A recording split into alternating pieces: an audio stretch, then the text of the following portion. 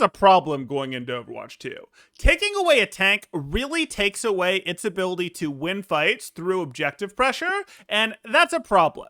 Because when you're looking at Brawl, it can't as easily as Dive force itself on top of other compositions. It can't, like Poke, shoot other compositions from far away and blow them up. And obviously, it would like to get on top of the comps to blow them up. Now, yes, it'll hybridize in some Poke, don't worry about that. But overall, it wanted to, in the past, use the threat of objective pressure to force other comps to fight it at its preferred range, because it could bulk it out on point or threaten to bulk it out on point if they didn't. It put some pressure on them. In Overwatch 2, with only one tank, you don't have the defensive resources to do that. So surely they're going to lean into their other win condition. They're going to poke with their soldier from over here, their Mei from over here, their Lucio from up here. That's angles, that strengthens your poke. Surely that's how they're going to win. Except playing into a dive comp that has any elements of poke itself, that's not really going to work. Dive is going to easily find the isolated targets and force Brawl to stack. In this case, they very quickly found Backbone, who was standing at an off angle correctly, put pressure on him, force him to ice block. When you force him to ice block, his team has to move over to him since he can't move while ice blocked, and that causes them to stack basically on one angle here. Yes, we have a slight off angle from the Lucio that's relevant, but it mostly causes the Brawl team to have to stack on one angle. So Dive no longer has to force this fight. They can rotate themselves back, take angles, maybe put their Genji over here, maybe tuck their soldier back over here where he can shoot in like this, leave their Ana back over here, and now they're shooting in with angles, and as we just covered, angles are a huge enhancement to the poke of the team with them. So who's going to win this long-term poke battle? The Dive team is. Can the Brawl team fix that by going, well, if we don't want to poke, we want to brawl, we want to play, we want to get on top of you? No, because the Genji can dash away, the soldier can sprint away. There's not an option to do that. So Brawl's in trouble. But okay, maybe they'll be able to just find their way out of it. And sure enough, this time they do. They just hit their shot, they get that fire strike that Sam wasn't expecting, Sam goes down, no problem. But does that change anything from a macro perspective going into the next fight? Well, the answer unfortunately is not at all. Dive is still just favored.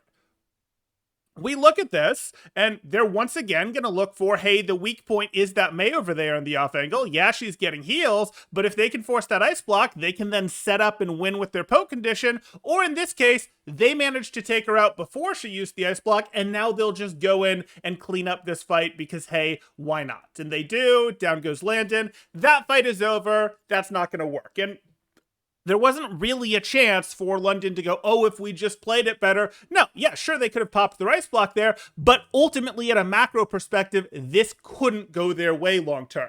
But maybe it's different. What if we flip the direction of the map and go to second? There's some good indoor areas on second for them to play from. Well, they're all stacked together, so if they try to go out with that cart, they're going to lose the poke battle to the dive team that can surround them. And again, they can't really commit on the dive team here. Obviously, these guys are inaccessible up here on the high ground, and if they try to rotate up to this high ground over here, well, the cart's not moving, and these guys up here will be able to rotate away. Maybe they could catch them with some fake rotation double back, but even if that happened, there'd be some ability to do a soft dive to interrupt them a little bit and then help them get out. Most likely. Maybe they'd catch them, but it's a real like, hey, we're going to keep rolling the dice to catch you with fake rotations play. So what can they do?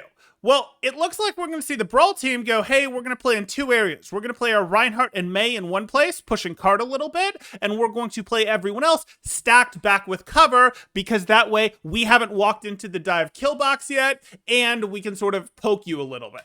But that isn't really going to work. You could see Backbone taken apart here, same way as before. Whether they pop their ice block or not is just how quickly they go down, or you could see them work on Hottie. You're not really going to put too much work on this backline here that's stacked as 3. That's going to be pretty safe, not really set up in the kill box, no big deal, but you're not going to be able to push this cart. I'm going to invite you to watch Hottie over here in the top left.